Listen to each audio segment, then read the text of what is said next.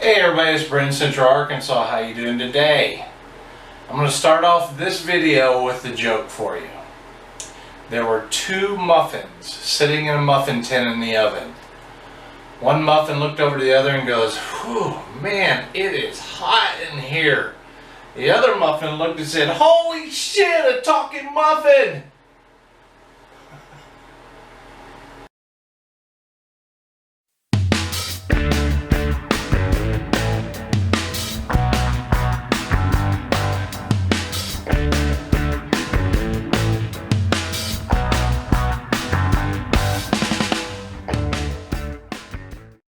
Okay, I was caulking. You can see I ran out here and I have to go back and get some more of that.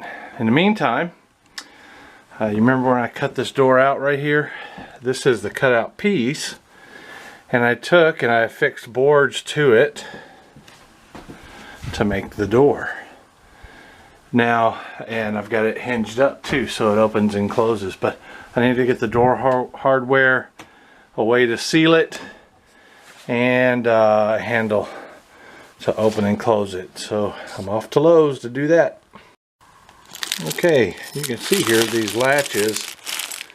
I have fixed it here. As you can see the holes here, and there was just too much wobbly play, so I ended up going with this, the old standard when I have my greenhouse. And when it's not in use, it'll hang over there on this nail or this screw, and this will keep it from wallowing. Now with sweating and whatnot, this can flail around a little bit, so I drilled this hole a little bit bigger so it would be more stable. I also did it down there, and when they're both hooked, this thing is very, very stable, and it'll help ensure it seals against the seal. And this is the foam board, the Dow foam board, and I'm going to put that up here on the ceiling. And that's what I cut it to fit, and that's also what I'm going to use to seal the door on the other side. Let me show you. And so you can see here there's a gap until you get up to the foam board.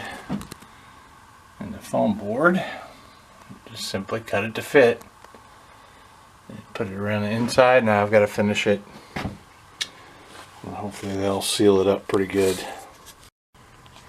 When you do things yourself, you got to figure out unique ways to do it.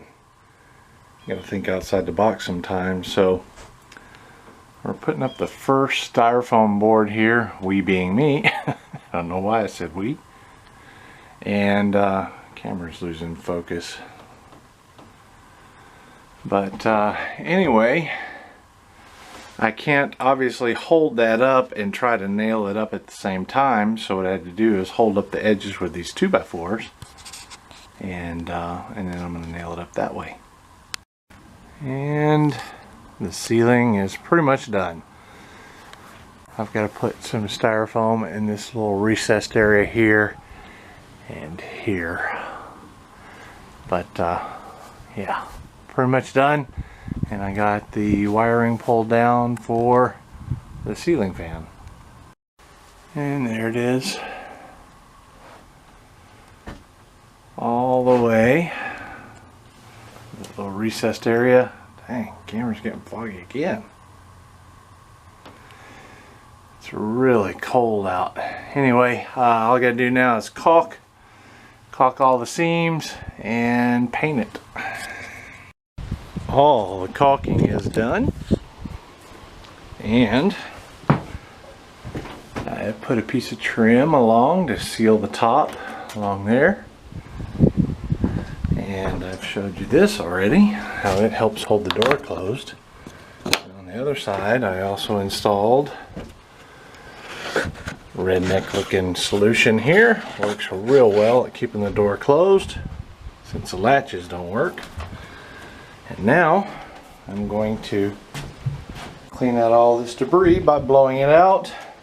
And we're going to paint this bad boy. Put a little lipstick on this pig.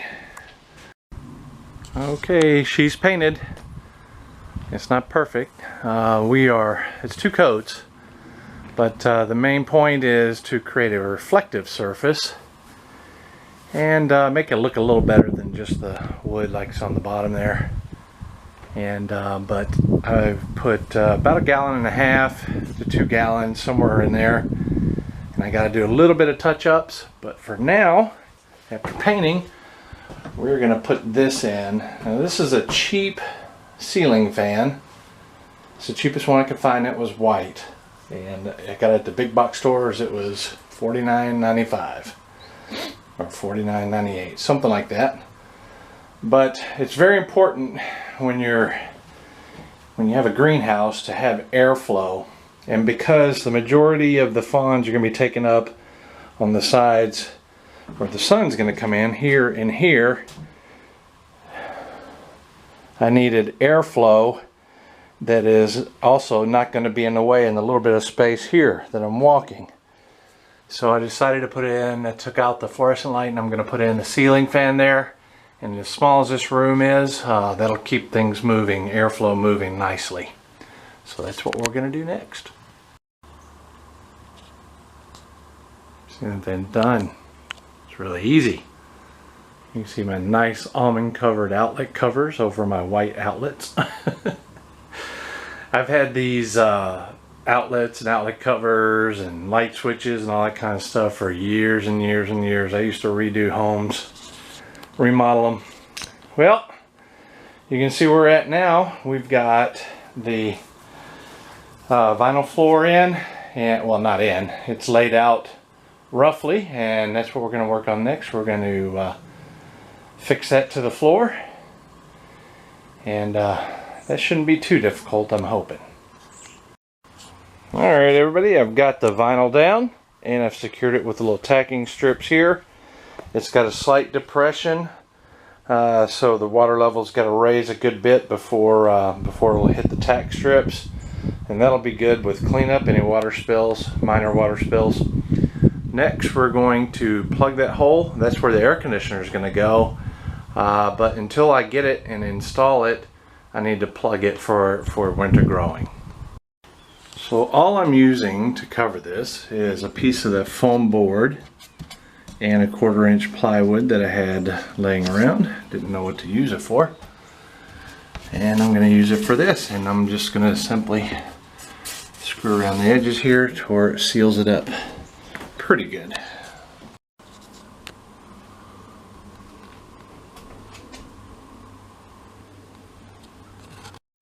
Next order of business is to create some ventilation in this heated greenhouse or climate controlled greenhouse. Now, there's not going to be any other way to get air in and out other than the air conditioner when it's up, and right now it's sealed. And it's very, very important to control humidity and temperature in a greenhouse, and we're going to do that with some venting. I bought this fan here, and it's a pretty reasonable price. I think it was 30-40 bucks off of Amazon, and you can see the size of it by my hand. And I'm going to plug it in and show you what it does.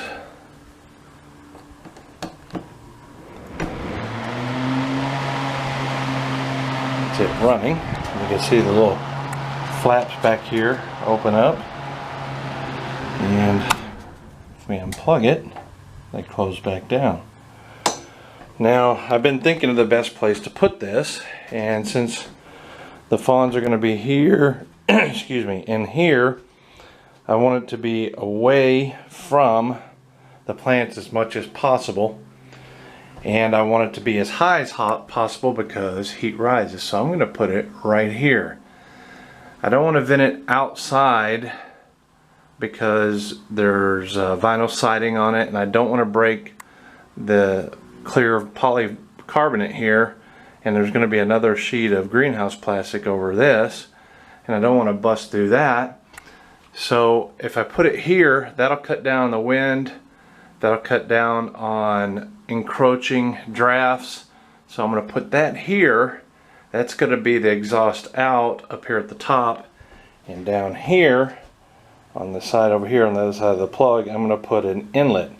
That way when that fan blows or sucks the air, blows the air out here, it has to pull air in from somewhere, and it's going to come from down there. So the air is going to flow, the ceiling fan is going to circulate it, it's going to go from over there up and around, up and out.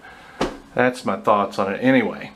Now, I've never done this before, and I know from last winter when I did the 10 by 10 greenhouse within a greenhouse that was heated, there was a lot of humidity, and humidity caused some problems. It does cause problems, and it's not ideal for plants, so you want to get humidity down pretty low. So this is what we're going to do, and if you have some ideas that I haven't thought about, please share them. I don't mind, and I'm certainly no expert on this, but these are just my thoughts for now. We're going to test it with plants growing, we're going to monitor it, the humidity and the temperature, and we're just going to go from there. So I drilled some holes for the placement, and then I drew a line connecting the holes more or less using the back of the fan as a template. Now I'm going to take my sawzalls and cut that out. I also put in some extra screws in there because I'm cutting the board away and I want to make sure that it's secure.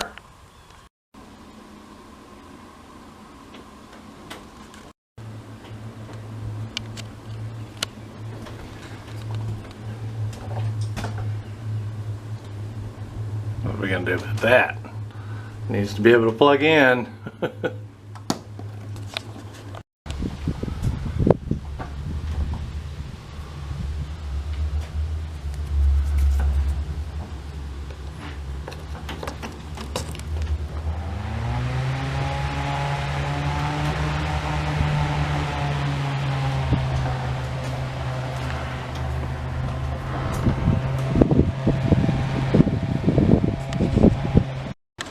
Okay, we've done a fairly good job of insulating the walls here. This one and this one over here.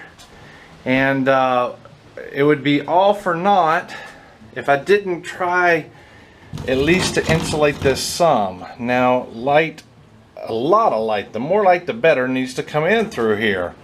But at the same time, I can't spend a lot of money trying to keep this heated because this is so, you know, flimsy. Cold will just seep right through that.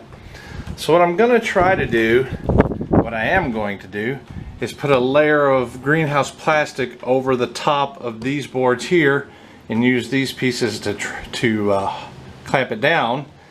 And that way I'll have this air barrier that'll be from here to here.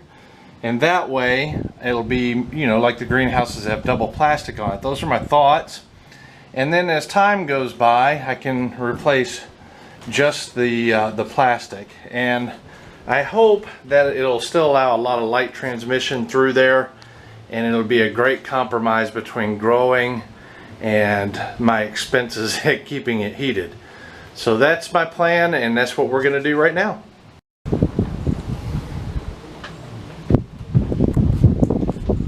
Okay, this is the plastic. Now, I bought this plastic originally to go on the greenhouse giveaway, and I just underestimated the size I needed by a couple feet. So I'm very happy to be able to use it in another fashion, but that's why it's all crinkled up like that, and had it in the shed in there. So we're gonna straighten this thing out and put it up and see what it looks like. Prepared the tacking strips. Okay, so we've moved the fawn platforms in here, and I need to leave room here so I could put up the wall and the plastic. Went ahead and sweeped it out. I got the plastic secured there on the top and the bottom.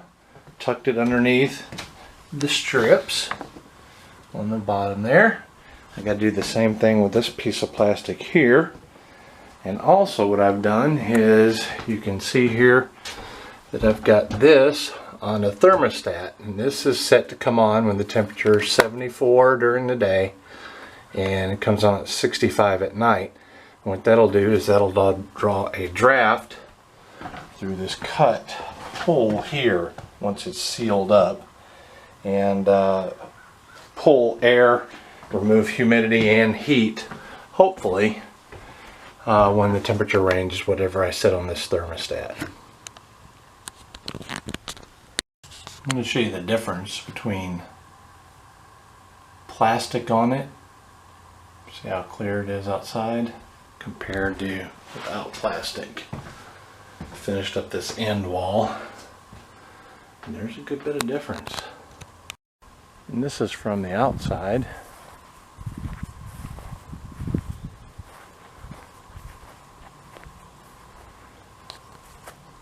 A lot of difference, but look at my old greenhouse there. I think it used to be quite a bit clearer about 3 years ago when I put it on, but still grows well. I also want to give you a difference. It's 76 degrees and it's set on the right. You'll see it's 74. It's set to come on at 74. I want to give you the difference between running. I'll show you the airflow, and I haven't got the plastic on yet, but really the only way to show you is to let you hear it, I guess, because I can sure feel it. See if you can hear it. Can you hear that sound? I know when I'm outside and the wind blows I can hear it, so see.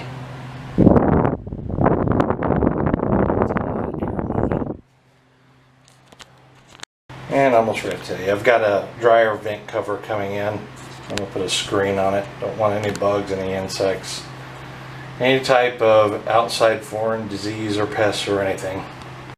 Alright, we've got the two fawn platforms in here. We've got the shorter one along the shorter wall over here, and we've got the longer one here on the longer wall. Now these platforms they have three growing areas. You have a two-tier here, a little bit of an upper tier here, and a lower tier here. Now the one in the greenhouse, the big greenhouse outside, right over there, I was going to say outside, has three tiers. It's got two lower ones, another one over here that I didn't put inside here because of limited space. But this particular one is going to grow 5 buckets. The outside one's a little longer because this one's shorter, so it can plumb into the other long one over here. So you got 5, 7, and the upper one up here is also going to grow 5. Now the longer is going to be 3-tier as well, but it's going to have 10 buckets each. So we've got 30 here, 37, and another 10 on the lower and upper here.